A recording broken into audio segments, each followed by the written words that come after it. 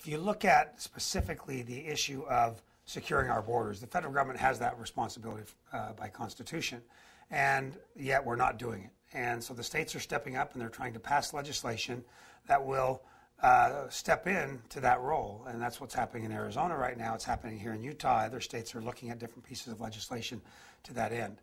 I'm not anti-immigrant, but I am a big supporter of the rule of law and that we should be a nation of laws, and we have to enforce the laws that we have on the books. We have to remove incentives. We have to secure the border, and we have to be willing to adjust the legal immigration process so that it's a little bit more fair and more transparent than it is today.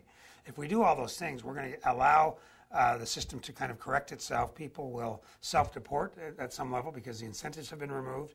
Today we punish people that follow the law, either employers or people that want to come into this country legally, and we reward people that are willing to break the law.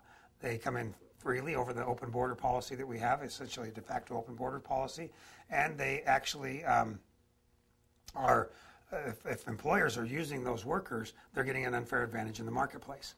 So we have to change that dynamic. There are perverse incentives to breaking the law, and that's got to change. And that's up to federal government to step in and make those changes. And as your senator, I'll work hard on that issue. And we'll close with this, but with Utah, becoming a senator here in Utah, if that works out, what would you say when that works out?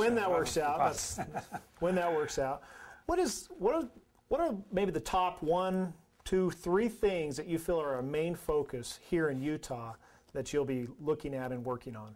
Well, energy policy is critical. Energy and natural resources, that's one of the committees that I want to serve on. We have small businesses are being disadvantaged with so much federal intrusion, compliance costs, regulatory burdens. We are a small business state, so I want to defend the small businesses and make sure that we have the ability to succeed long term in this state and in this country. We have serious issues in terms of spending on entitlements. I've got to be on committees, Health and Human Services, other committees that look at addressing fundamental and critical reform in those arenas.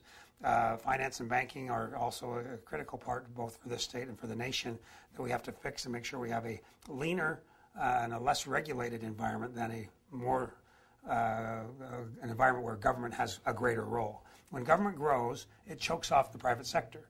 When government contracts and is limited, then the private sector is freed up to flourish. And I think that's probably where we need to go as quickly as possible to ensure that the American dream is sustainable long-term for all Americans.